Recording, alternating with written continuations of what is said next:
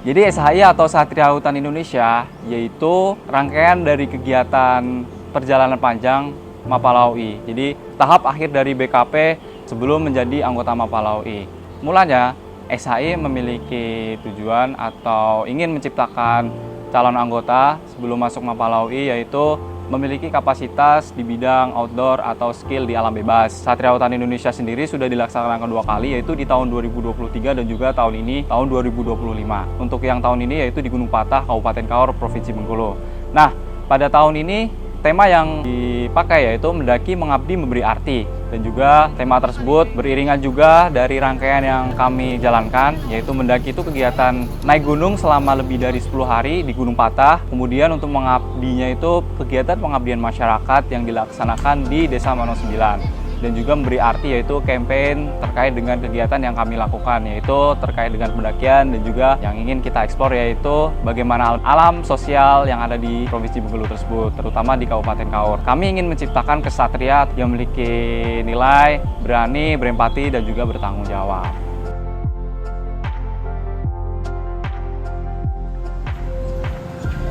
Di beberapa titik sepanjang jalur pendakian, kami menjumpai area terbuka yang masih termasuk dalam kawasan hutan. Pohon-pohon besar terlihat tumbang dan berserakan tidak dapat luput dari penebangan. Hal tersebut dilakukan sebagai upaya alih fungsi lahan menjadi area perkebunan. Meskipun demikian, sistem kontrol yang ketat dan mumpuni tetap diperlukan untuk memelihara kelestarian. Gunung dan hutan yang penuh keanekaragaman bukan sekedar medan petualangan, melainkan juga memiliki peran sebagai ruang penghidupan. Gunung Patah menjadi salah satu komponen hutan yang termasuk dalam jajaran Bukit Barisan Selatan. Ciri khas utama Gunung Patah adalah jalur pendakian yang ekstrim dan menantang, sehingga menjadikannya salah satu gunung tersulit untuk didaki. Medan yang kami lewati didominasi oleh jalur yang terjal dan licin ketika hujan. Tidak jarang, kami harus menggunakan alat bantu berupa tali atau webbing untuk melewati jalan yang menanjak tajam. Di beberapa segmen jalur, kerap dijumpai halangan pohon tumbang yang mengharuskan kami merangkak untuk melaluinya. Selain itu, jarak tempuh menuju puncaknya juga terbilang cukup panjang, yaitu sekitar 35 km, yang membentang melintasi 2 provinsi, yaitu Bengkulu dan Sumatera Selatan. Jalur pendakian yang kami lewati berupa pegunungan sempit dengan kanopi pohon-pohon tinggi yang menjulang. Hal tersebut diperumit oleh vegetasi yang lebat karena rute pendakian yang jarang dijamah. Memasuki ketinggian 2500 mdpl, lanskap sekitar seolah berubah. Rimbunan semak dan tumbuhan berkayu besar beralih rupa menjadi hutan lembab dengan pepohonan kerdil yang diselimuti lumut.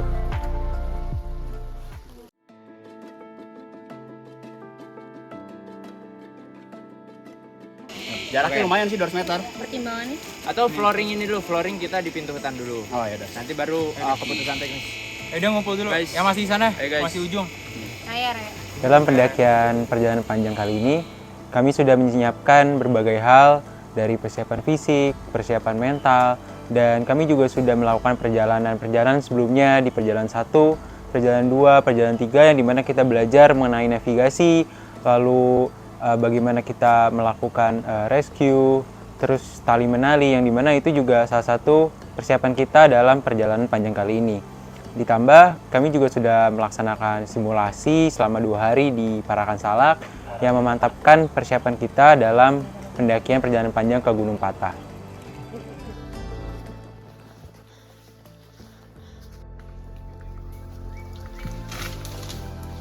Kalau persiapan sendiri itu sebenarnya ada banyak, mulai dari persiapan fisik ataupun persiapan mental. Tapi kalau misalnya dari persiapan fisik itu, untuk setiap anggotanya itu udah ditentukan terlebih dahulu lah sama PJ latihannya, mulai dari menu-menu latihannya. Kalau misalnya menu latihannya sendiri itu tidak mencukupi atau mungkin tidak dilakukan oleh para calon anggota, mungkin itu bisa menjadi indikator bahwa calon anggotanya itu tidak layak untuk mengikuti perjalanan panjang. Lalu ada juga persiapan dari navigasi, yaitu seperti kita mau lewat mana sih. Tim besar itu kita untuk mencapai targetnya harus melewati jalur yang mana yang lebih efisien dan tidak mempersulit tim besar. Ada di apa namanya di website Dapat pula tim konsumsi yang harus memikirkan makanan apa saja yang perlu dibawa oleh tim besar. Apakah makanannya mencukupi kalori tiap calon anggota? Apakah minuman yang dibawa mencukupi atau tidak? Lalu bagaimana kita mengisi ulang airnya seperti itu. Selain itu terdapat juga perencanaan dalam peralatan. Nah, tim besar itu dalam melakukan perjalanan panjang tentu memerlukan peralatan-peralatan yang memadai sehingga tidak memperumit atau mungkin tidak memperhambat perjalanan tim besar. Mulai dari mencari carrier, mencari flyseat atau mungkin berbagai hal yang emang benar-benar diperlukan. Tapi selain itu tim peralatan juga seharusnya mampu untuk memperbaiki apabila terjadi kerusakan pada saat pada peralatan yang saat itu sedang dipakai. Oke, makasih. Topoki.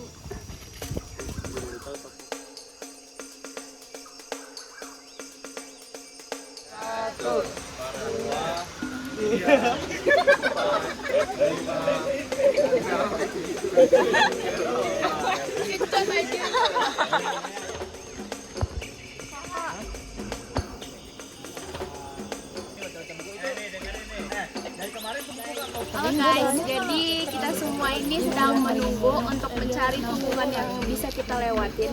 Karena kalau bisa kalian lihat tunggungan yang di sana itu tuh terjal banget dan ada kemungkinan kita bakal descending. Jadi kita nunggu teman-teman Blitz yang lain buat cari tunggungan yang bisa diturunin. Utara dan selatan, gua sama Rina ke bagian selatan dan emang mepetin lereng biar nemu punggungan buat turunnya. Dan kita udah nemu bareng Safik juga. Semangat Ramas, semangat Iqbal. Masukin tali. Saya Ugal. Yo!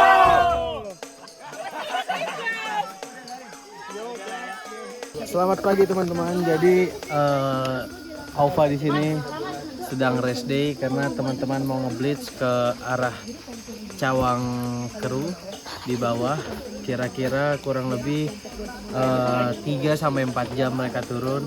Jadi tim yang di atas ada istirahat. Jadi karena gua punya hemok ya, punya kawan saya. Jadi alangkah baiknya saya bobo siang. Dadah. Wah. Bobo siang. Ambil. Burung. Woi, apa tuh, Bang? Burung apa sih? Apa itu, Bang? Semacam bangau gitu kan? Bangau ya? Tapi pemandangan di kanan indah, Bang. Oh, indah. Ini hutan belum terjamah.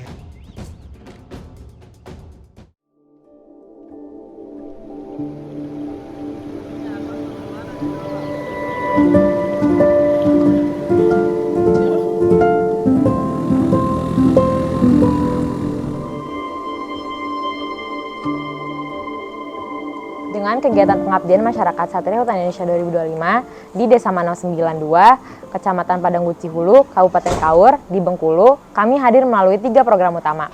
Ada satu huruf 1000 harapan, misi kecil untuk lingkungan, dan Merdeka Penuh Cerita. Sebuah upaya kecil yang lahir dari semangat besar untuk berbagi dan belajar. Lewat momen kebersamaan yang kami jalin dengan masyarakat, kami mendengar cerita, mimpi, dan harapan dari anak-anak.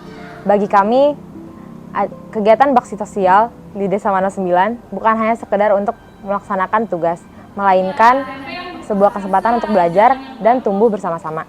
Untuk satu huruf 1000 harapan lahir dari sebuah misi di mana kami ingin membuat anak-anak merasa membaca itu merupakan suatu hal yang menyenangkan. Di sini kami ingin mengajak anak-anak untuk berliterasi serta untuk membentuk karakter anak-anak, mulai dari berani bermimpi hingga berani untuk berbicara di depan orang-orang banyak. Metode-metode yang kami bawakan ada metode membaca nyaring atau read aloud, menonton film, dan membuat narasi dari buku yang tidak ada katanya. Di sini kami ingin meningkatkan kreativitas dan imajinasi anak-anak, serta meningkatkan kepemahaman mereka. Grade 4 kita ada di Desa Manau 9 dan sekarang kita berada di SDN 93 Kaur. Dan hari ini kita tuh udah habis mengajar kelas 1 dan 2 dan sekarang kita lagi membersihkan perpustakaan. Yuk ikut kita. Kemudian ada program misi kecil untuk lingkungan, di mana kami membawa terkait sampah. Sampah merupakan masalah yang sudah menjadi umum di lingkungan kita. Di sini kami mengajarkan pada anak-anak terkait pemilahan sampah dari organik dan anorganik, dan 3R, reuse, reduce, dan recycle. Kami datang untuk memberikan edukasi tentang pemilahan sampah dan membuat karya yaitu tempat sampah dari galon bekas, di mana kami menekankan kepada anak-anak bahwa sampah tidak hanya serta-merta untuk dibuang saja, tetapi bisa juga menjadi hal yang berguna. Untuk itu, perilaku membuang sampah menjadi hal utama yang kami tekankan kepada anak-anak untuk membuang sampah pada tempatnya, ke tempat sampah yang mereka buat oleh mereka sendiri.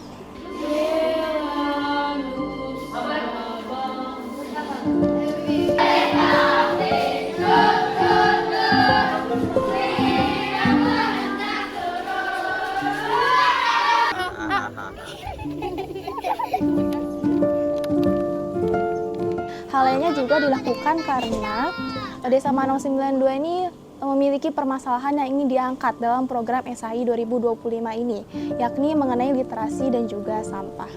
Untuk membangun relasi bersama masyarakat, tentunya SAI 2025 ini membangun komunikasi dengan masyarakat dengan cara berdiskusi bersama, bercengkrama, dan juga berkolaborasi dalam kegiatan 17 Agustus.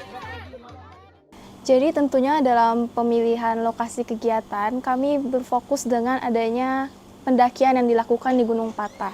Entry pendakian di Gunung Patah itu sendiri dilakukan di Desa Manau 92, maka dari itu pengabdian masyarakat juga dilakukan di daerah tersebut.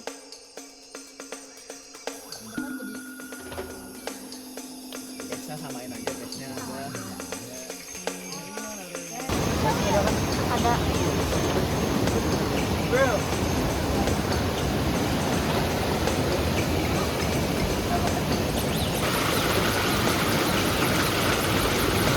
Lagi di mana sekarang? Kita lagi di pertemuan ini. Ya guys, kita lagi di sini. Landayan. Kita di sini. Dan sekarang itu tanggal 9 Agustus 2025, kita lagi ada di Sungai Orde 1 atau 2 ini, dan kita bakal isi air banyak 3 botol per masing-masing orang, karena itu untuk kebutuhan konsumsi kita dari ini kan udah siang ya, jadi kita ngisi air itu untuk makan malam dan untuk hari-hari selanjutnya, dan juga untuk air trekking.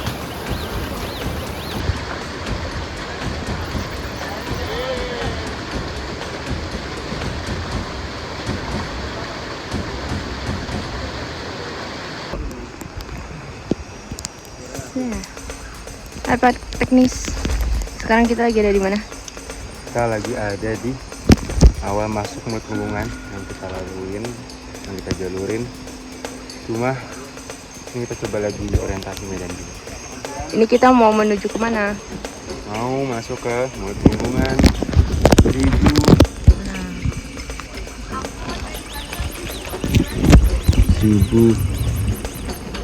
Kira-kira mau masuk ke 1063. Kata-kata dulu. Oke.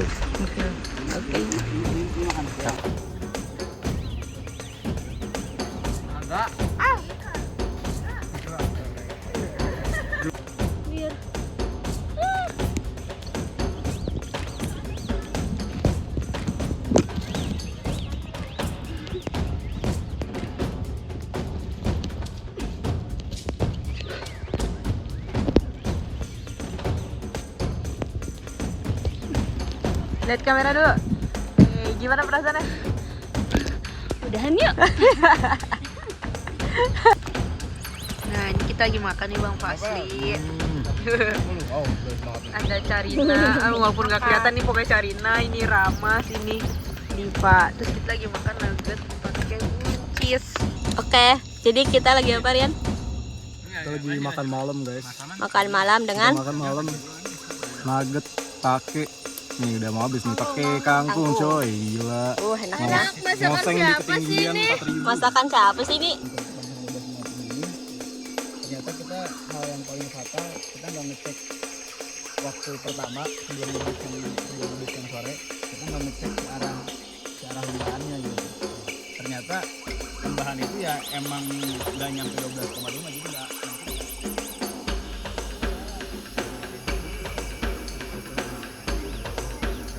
Maju, masuk. Halo guys. Halo guys, hari ini kita hari ke-8. Dan hari ini kita akan menuju danau Tumutan. Ketinggian berapa nih Tumutan? Tumutan di ketinggian 2.500. Oke, sekarang kita di ketinggian 1965. Oke. Insiper. Woi. Udah siap ya teman-teman ya? Let's go.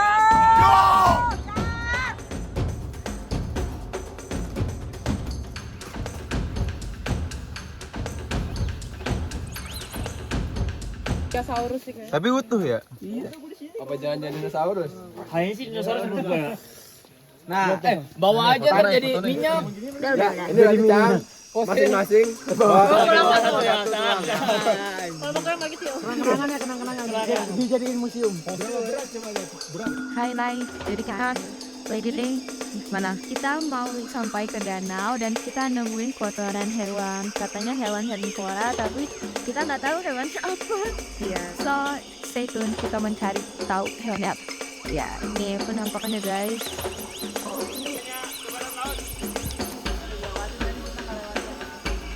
Hal menarik yang tim besar dapatkan selama pendakian adalah jika kita sampai di Danau Tumutan 7, itu sangat-sangat alami danaunya karena masih jarang sekali orang sana, ditambah hutan-hutan yang sangat lebat dan lumut-lumut yang menjuntai dari atas membuat kita terpukau akan pemandangan-pemandangan yang indah. Ya, selamat pagi dunia. Sekarang kita lagi ada di Danau Tumutan 7. Salah satu spot yang cukup eksotis di Gunung Patah. Satria Hutan Indonesia.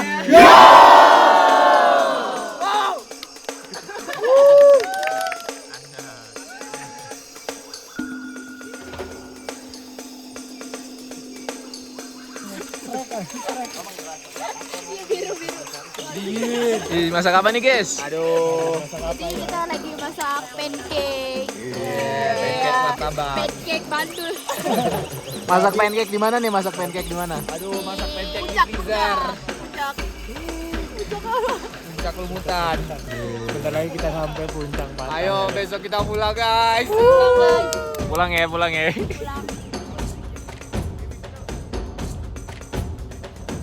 Apa sih?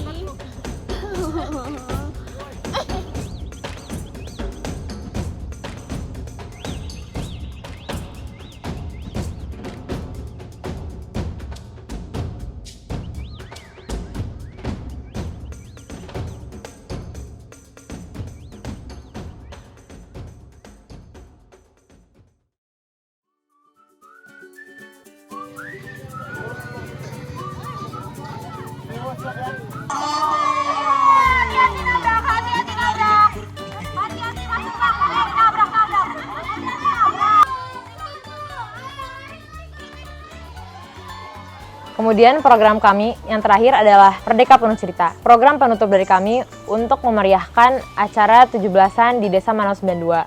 Di sini kami berkolaborasi bersama dengan warga Desa Manau 92 untuk menjadikan momen 17-an menjadi momen yang spesial untuk masyarakat Desa Manau 92. Di sini merupakan kesempatan bagi kami untuk mendekatkan diri kepada masyarakat.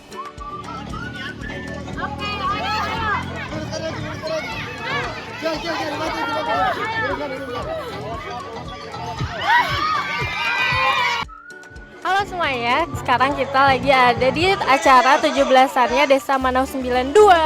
Di sini ada Bapak Karang Taruna. Say hi. Halo. Terus kita lanjut lagi ada Pak Kades. Kenalin, ini namanya Pak Gunawan. Ini hadiah-hadiahnya. Next, ini ada Karang Tarunanya juga. Say hi. Say hi, halo. Oke.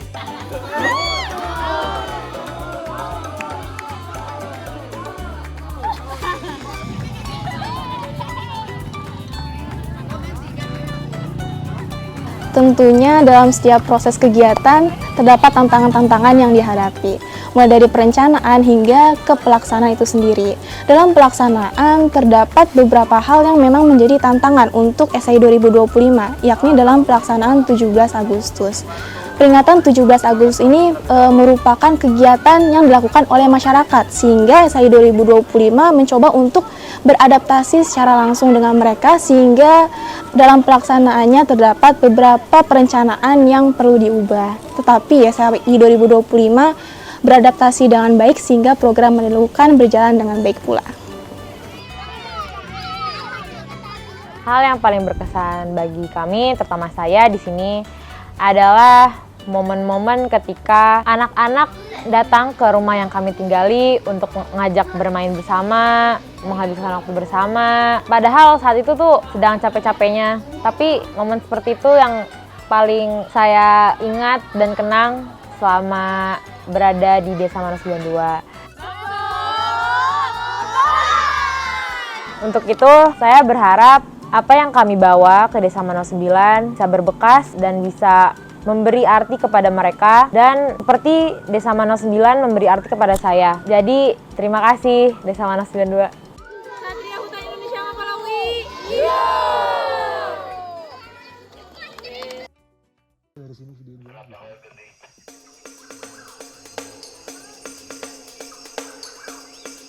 Dua, tiga, empat, lima, enam, tujuh, delapan, balas.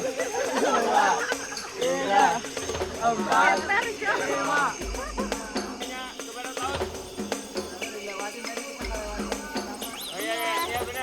Ke barat laut terus. Oke.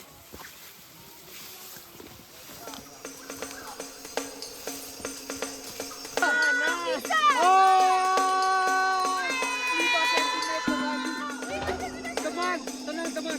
Kita suatu saat akan ada di sana.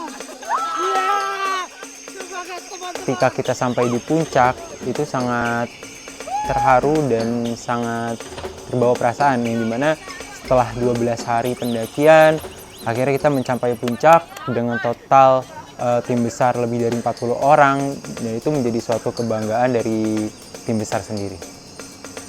Berangkat pada posko ganti. Posko di sini ganti. Pagi-pagi sarapan ikan. Cakep. Ajar kita. Kami tim besar melaporkan telah sampai di puncak Gunung Patah. Setelah 12 hari perjalanan panjang, akhirnya kita sampai di puncak Patah dari ke-12. Bisa dilihat. Ini salah satu momen kebahagiaan buat kalian kayak gitu. Momen dimana kalian nggak nyerah kayak gitu.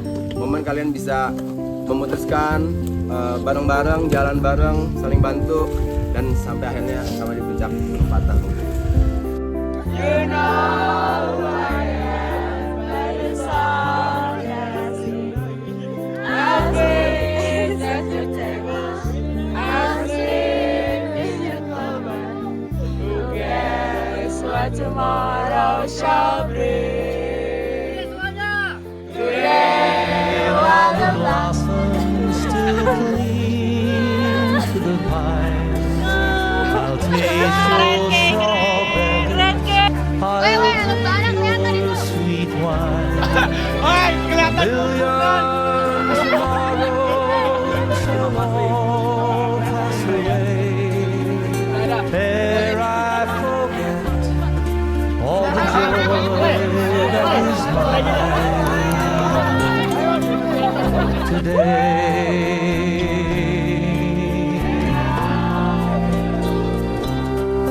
I can't be contented with yesterday's Aduh, sempet-sempet.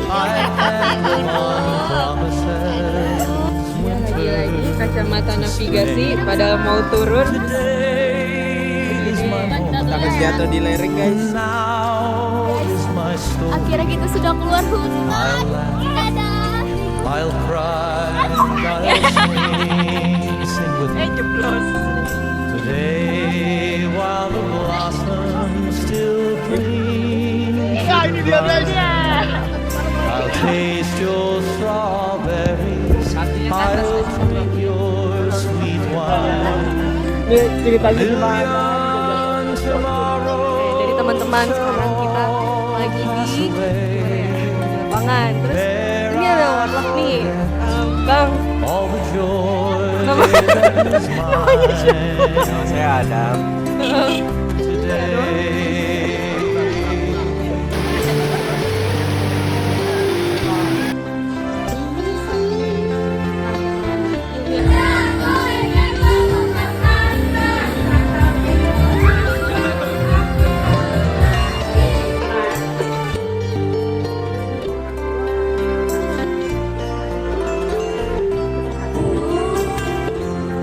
Everybody sing. Today, while the blossoms still cling to the vine, I'll taste your strawberries, I'll drink your sweet wine.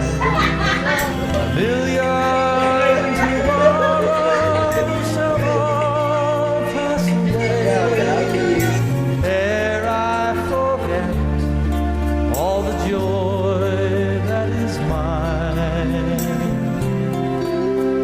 today.